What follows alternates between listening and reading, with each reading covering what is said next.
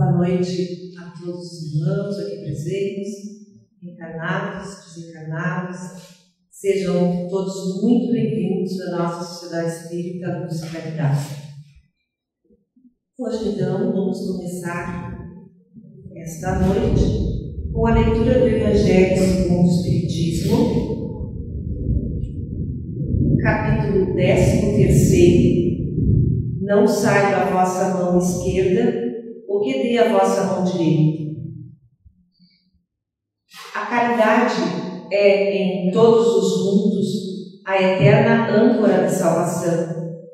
É a mais pura emanação do próprio Criador. É a sua própria virtude, dada por Ele à criatura. Como desprezar essa bondade suprema? Qual o coração dissociente, bastante perverso para recalcar em si e expulsar esse sentimento todo divino? Qual filho bastante mau para se rebelar contra essa doce carência, a caridade? Não ouso falar do que fiz, porque também os espíritos têm o pudor de suas obras. Considero, porém, a quem iniciei como uma das que mais amo de contribuir para o alívio dos vossos semelhantes.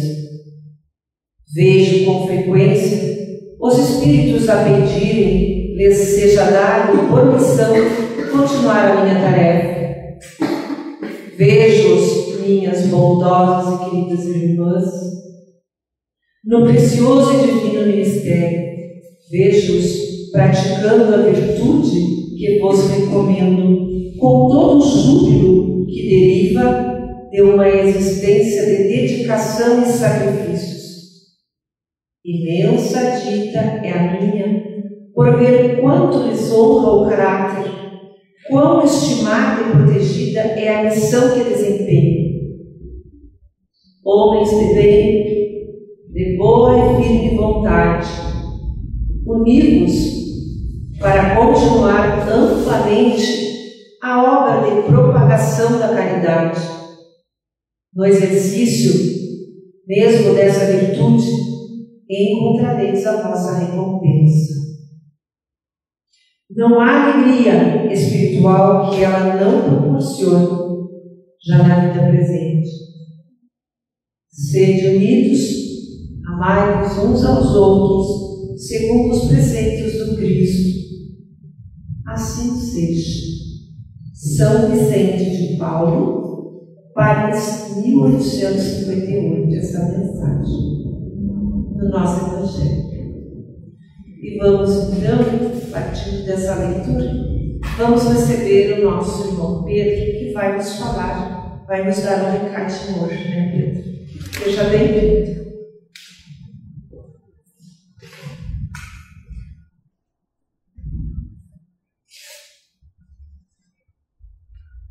Então, boa noite, meus irmãos.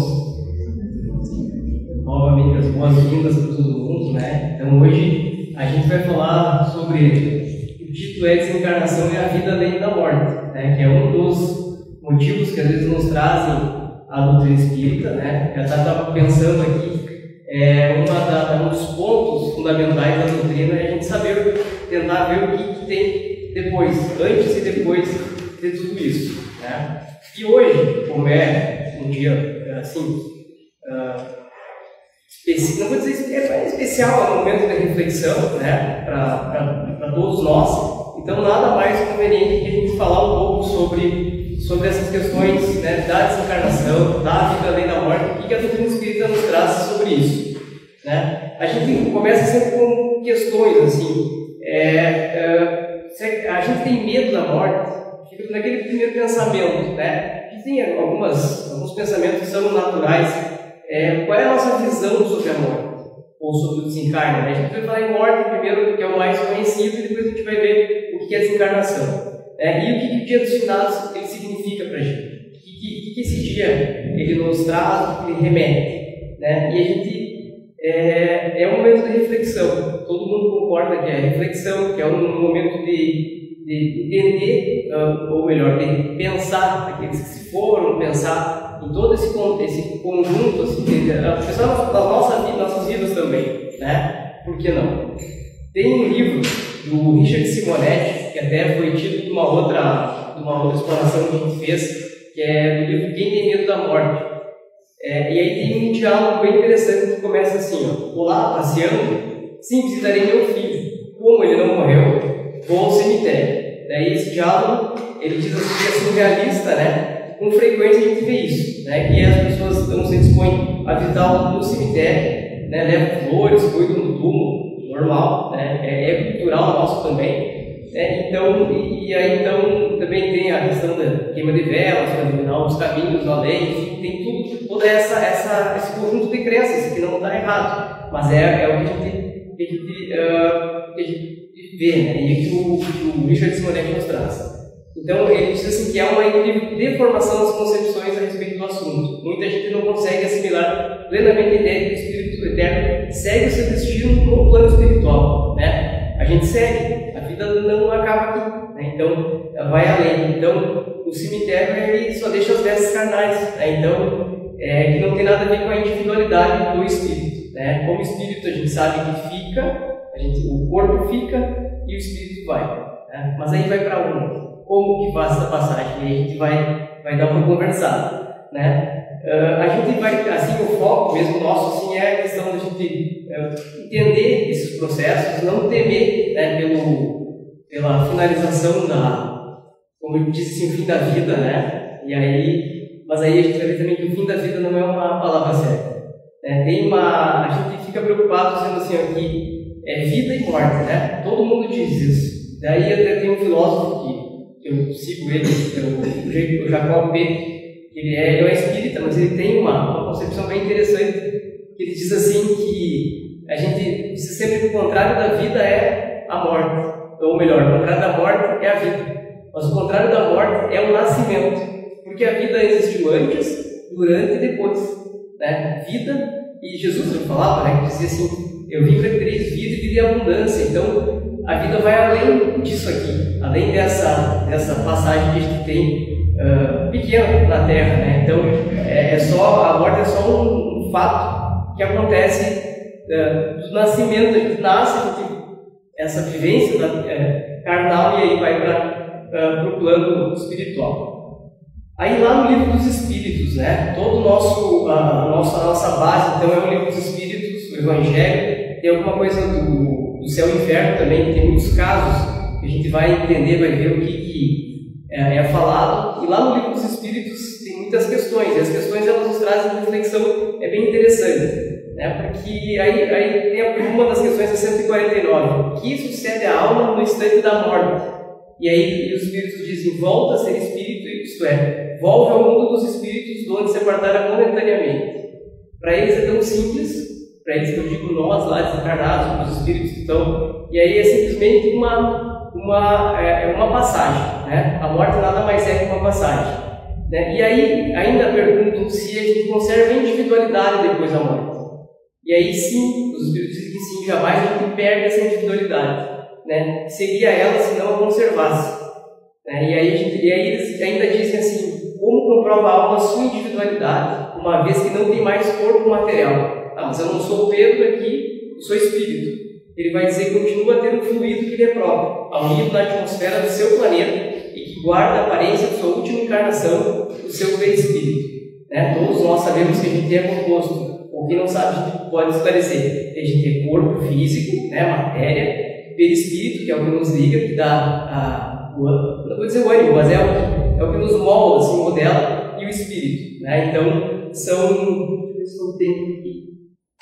As pessoas gostam de escrever, né? Desenhar. Na verdade, mais nossa é mais meu e minha parte é mais desenho. Então a gente o corpo, não sei se todo mundo enxerga, é o corpo físico, o perispírito, né? Que a gente está ligado, é uma cópia do corpo físico, é ligado com o cordão fluídico, e o nosso espírito, tá? O espírito, assim, por que eu represento aqui? Porque no próprio, na literatura espírita, falam que é uma centelha de luz. Então, corpo físico, perispírito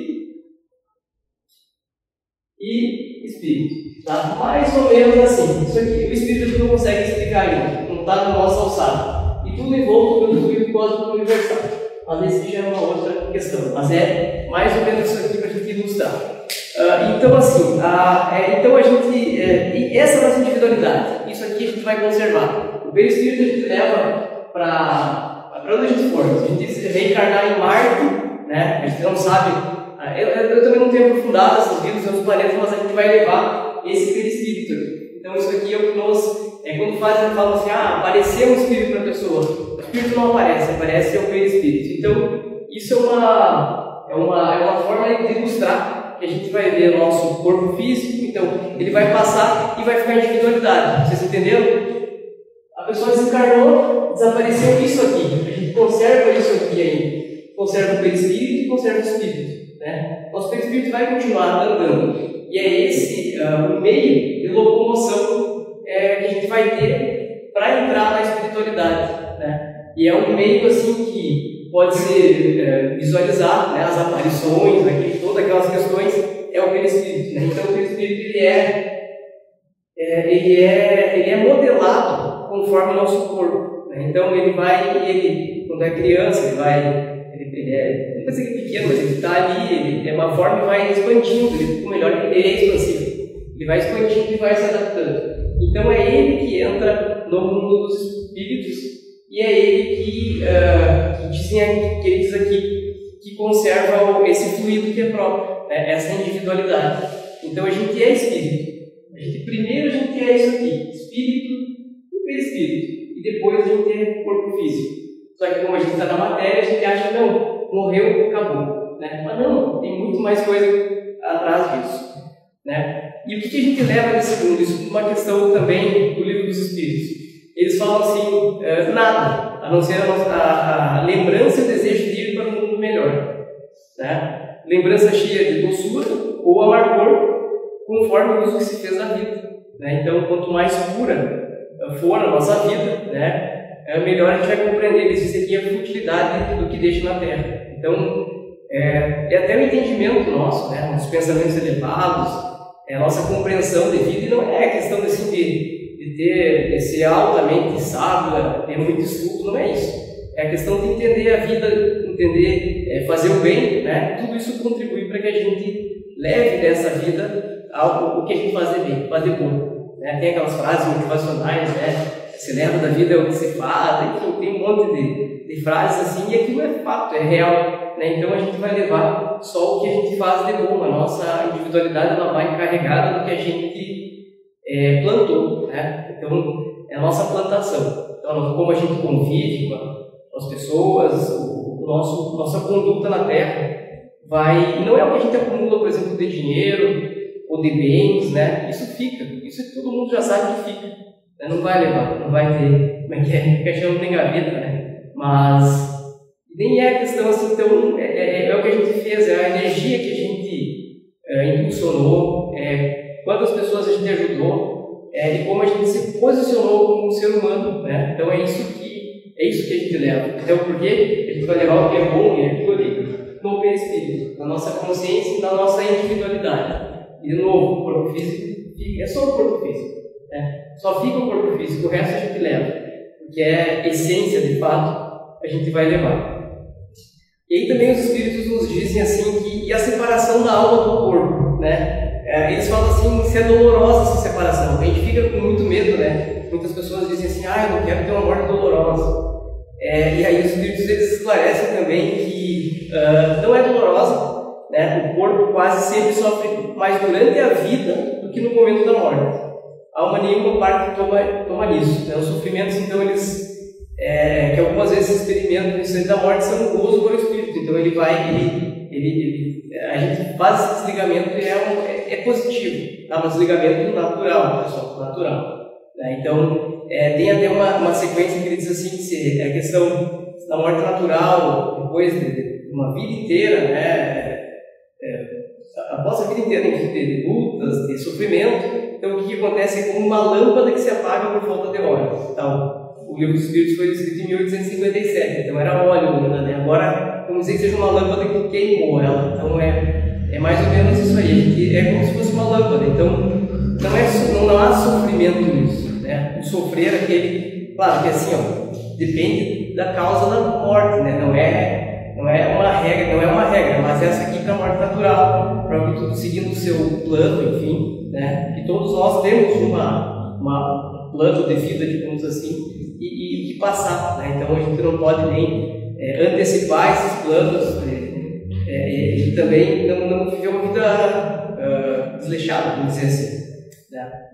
E como é que se opera essa separação da alma e do corpo? De novo, como é que a gente faz esse corte do... a gente também fala a literatura de tipo um cordão fluídico, assim, um cordão, uma corda que nos liga, e aí por isso que a pessoa diz, eu estou sonhando, vou sair do corpo. Não sai, está ligado sempre, né? Como é que se opera esse desligamento, né, no momento desse desprendimento? Eles falam assim, que rotos os laços, né, cortados os laços, que é ritinho, eles se desprendem. Ela, né, a alma se desprende do corpo. Simplesmente isso. Corta e vai. Eles dizem assim, que é como se a gente tivesse um passarinho cativo, né, numa gaiola, solta o pássaro vai aos poucos, vai saindo. Também não é brusco, né, não é momentâneo. Então esses laços eles vão se desatar e não se quebrar, porque é natural. Tá? Isso é o processo natural da vida, né? Da vida, natural da vida. Vida que estava lá, está aqui e que vai estar depois. Então a separação, ela tem casos também, aqui também os espíritos nos dizem que tem casos que podem ocorrer até antes, né, no momento de muita agonia, a pessoa pode se desprender antes, né, não é se no momento só que o coração pode estar batendo ainda e se desprender. Então são casos e casos, né, a gente não, de novo, o espiritismo, a gente tem que ter cuidado porque tudo depende da situação e caso a caso. E aí também nos dizem que sensação experimenta a alma no momento em que reconhece estar no mundo dos espíritos. Aí de novo os espíritos dizem depende, né? Se praticou o mal, então o impedido de já o mal, ele vai se sentir envergonhado, aí tem lugares, né? A gente não vai especificar, pode ir para um umbral, pode ir para um lugar um pouco melhor, tudo muito relativo. Por isso que a gente preza por aquela conduta, né? Depois a gente vai falar sobre a conduta de uma pessoa de bem, né? Que é o básico para a gente poder ter um desencarne mais tranquilo, uma passagem mais feliz, vamos dizer assim. E porque assim, também outra, a gente acha é aqui e acabou. Não, é aqui, finaliza, é um ponto e vírgula, sabe? Nossa vida é um ponto e vírgula. A gente escreve, ponto e vírgula, depois segue, depois desencarna. Isso pode levar um bom tempo, mas esse é o processo evolutivo. Né? Também a gente não se desliga dos nossos familiares, está tudo muito conectado. Mas a vida é um ponto e vírgula. No ponto e vírgula a gente faz uma frase, né? Pode fazer um sentido de uma coisa, faz um ponto e vírgula, depois uma outra, ou se quiser um novo parágrafo, assim, é isso, né? Não tem nada, não é nada muito complexo além disso, né? E aí também diz o Espírito, uma pergunta que diz se o Espírito se encontra imediatamente como se conheceu na Terra que morreram antes dele. Sim, eles falam que sim, conforme a afeição que eles votavam e que eles consagravam. Então a gente vai ter esse encontro, né? A gente, claro que não se deve nunca antecipar, né? Como se tirar a vida, né? E aí então a gente vai ter esse reencontro, é certo. Então é as certezas que a gente tem, então que a vida continua, que a gente está do lado, né, das pessoas, então, e o plano espiritual ele não está lá em cima. Até tem aquelas ilustrações, mas ele é só uma troca de dimensões, né? É uma dimensão. Às vezes é muito complexo a gente entender, mas se a gente explicar para adolescente, para criança, que assiste desenho, fica mais fácil. Quem tiver contato com criança, pergunta dos multiversos do desenho, é aquilo ali. É só uma troca de como se estivesse, é um plano invisível, né, que a pessoa está ali. Então, essa troca de espaço. E também ainda na sequência, também tem outro fato que qual é a consciência que se tem, né, quando se deixa o corpo. Imediatamente a pessoa não vai ter uma consciência de que desencarnou, né? Ela vai levar um tempo né, pode ficar em estado de perturbação. Então, até quando a gente, o aconselhado é que a gente faça muita oração para aquela pessoa que partiu, com pensamentos positivos, né, não se revoltar, mas claro, sim lutar, porque é isso aí, mas não ter a revolta, né, não a gente sentir que... Porque esse sentimento também ele não ajuda a pessoa que está lá em estado de perturbação, que é bem complexo, né? Então, estado de perturbação é por não entender onde é que está, né? E aí existe também a perturbação que se segue a separação da alma do corpo, do mesmo grau e da mesma duração para todos os espíritos.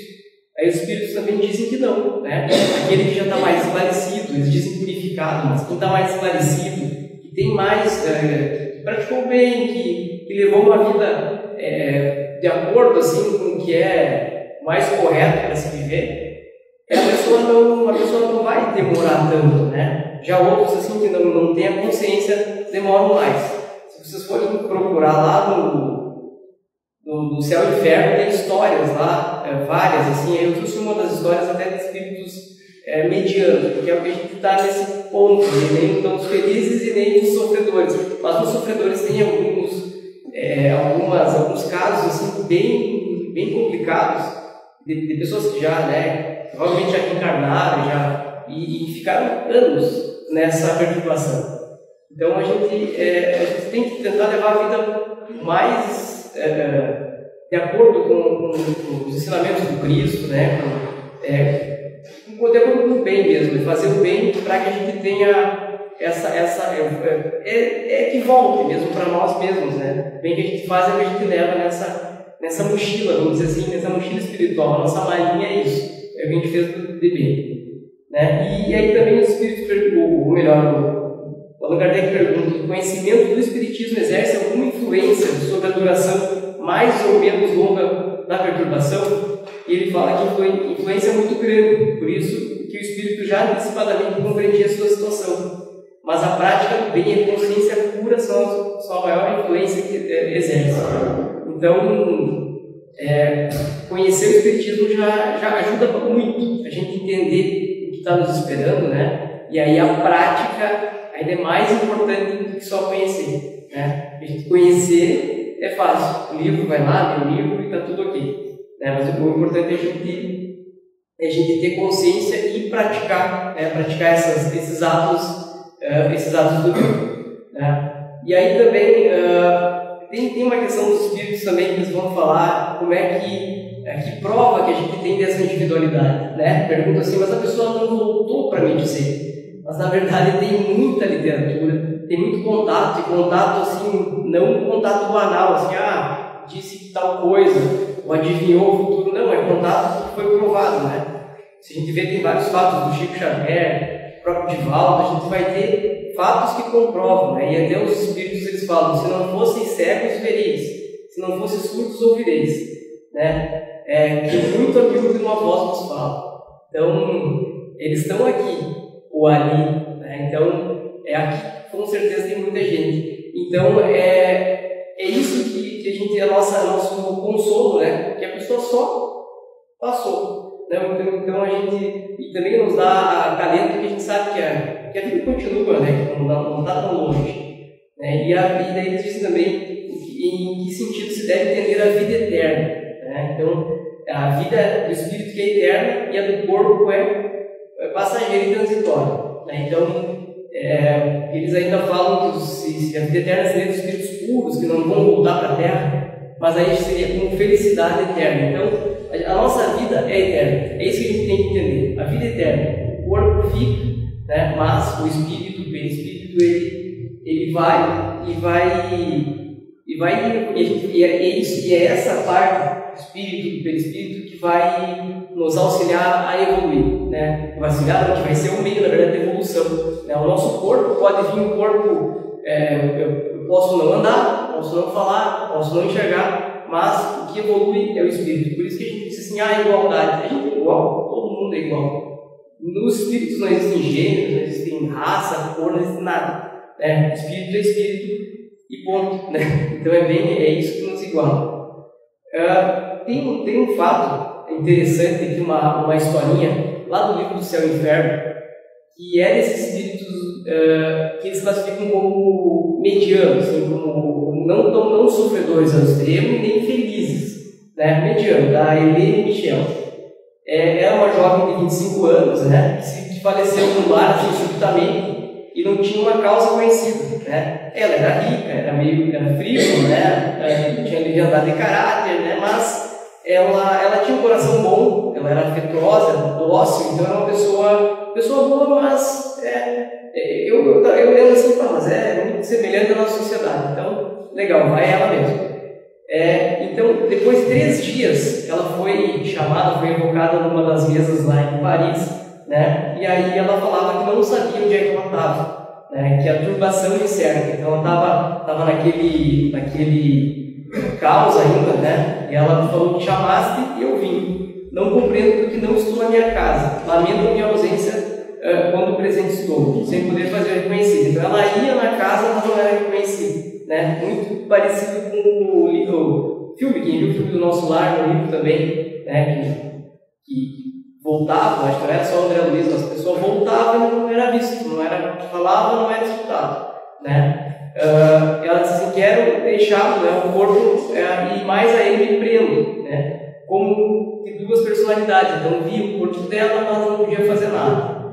E ela não conseguiu entender o que se passava, então ela não estava entendendo. Então esse sentimento assim, ela estava assim, essas tendências de leviandade muito leves, ela acabou prejudicando ela nesse processo, e até os espíritos, enfim, falam assim que ela ficou um tempo assim, com esses 3 dias, assim, 3 dias eu achei pouco, né? Ficou 3 dias de um não entendimento, né? Desse desprendimento, ficou confusa, né? E ela, ela não tinha vícios sérios, tinha uma boa índole, então ela foi encaminhada. E aí, esse grupo, né, na época lá, com o Kardec, fez oração, ajudou ela espiritualmente para que ela pudesse compreender a situação. E aí depois ela voltou, né? E ela falou assim: obrigada por haveres orado por mim. Reconheço a bondade de Deus, que me subtraiu os sofrimentos, as apreensões consequentes do desligamento do meu espírito. E aí falou da mãe dela, que a pobre mãe era difícil de se reconfortar, né?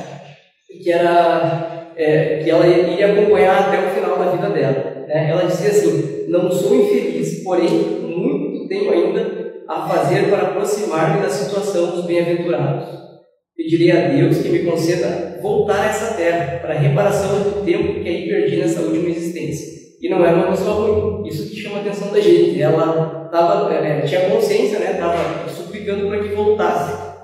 Ela fala assim: a fé vos ampare, meus amigos, confiai na eficácia da prece, mormente quando partir do coração Deus é bom. E daí eles perguntam assim: levaste muito tempo a reconhecer-vos? E ela fala: compreendi a morte no mesmo dia que por mim orastes. Então, a oração, o poder da oração.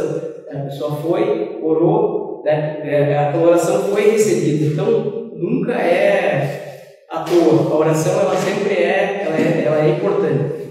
Era doloroso o estado de perturbação? Não. Eu não sofria. Acreditava sonhar e aguardava despertar. Minha vida não foi isenta de dores, mas todo ser encarnado neste mundo deve sofrer. Resignando-me à vontade de Deus, a minha resignação foi por ele levada em conta. Grata eu sou pelas preces que me auxiliaram no reconhecimento de mim mesmo. Obrigado, voltarei sempre com prazer a Deus. Então eu gostei de pegar na íntegra assim, porque ela não era uma pessoa ruim, né? Não era uma pessoa má, era uma pessoa que fazia um pouco de bem, né? Mas estava nesse caminho. Então a gente ainda vê a nossa sociedade bastante, né, nesse estágio assim, mas que tem poderes. A oração tem poder, o fazer o bem que ela fez amenizou. Então é um conjunto de coisas que a gente pode às vezes parecer que não vai mudar nada, mas muda. Uma oração focada, uma oração elevada, né? Uma concentração a Deus que a gente peça assim, de fato, é sempre importante. Então a gente depois da morte, enfim, dessa desencarne, né, de sair o nosso perispírito desgrudar do corpo, né, desgregar. Então a nossa expectativa ela vai de acordo com as nossas obras, com os nossos atos, né? Lá o Leon Denis também ele fala assim que toda morte é um parto, parecido com um parto, é um renascimento. Só que a gente, em vez de estar vindo, a gente está indo, né? São chegadas e partidas, nesse caso a partida. Então a gente vai se reunir com os seres, né, com nossos seres queridos, enfim, com nossos irmãos que estão no outro plano. Então, e tudo até o Leon Denis fala que tudo é consequência direta das nossas inclinações, né? Se a gente faz o bem, se a gente faz o mal, então tudo isso vai ser consequência do que a gente vai, para onde a gente vai, né? Qual é a nossa propensão. Tem o Swedenborg, que é citado no livro do Leon Denis, que ele fala assim: o céu está onde o homem pôs o seu coração. Então, aonde a gente está o nosso coração, as nossas intenções, está o céu, ou os que acreditam no inferno. Mas o inferno não existe, né? Ele é uma criação passageira e nem é aquilo que vamos falar, né? E aí, para a gente ter essa vida mais moralmente de acordo, a nossa ideia é que a gente siga aqueles preceitos do capítulo do Homem de Bem do Evangelho, né? Tentar ser uma pessoa mais benevolente, viver com mais simplicidade.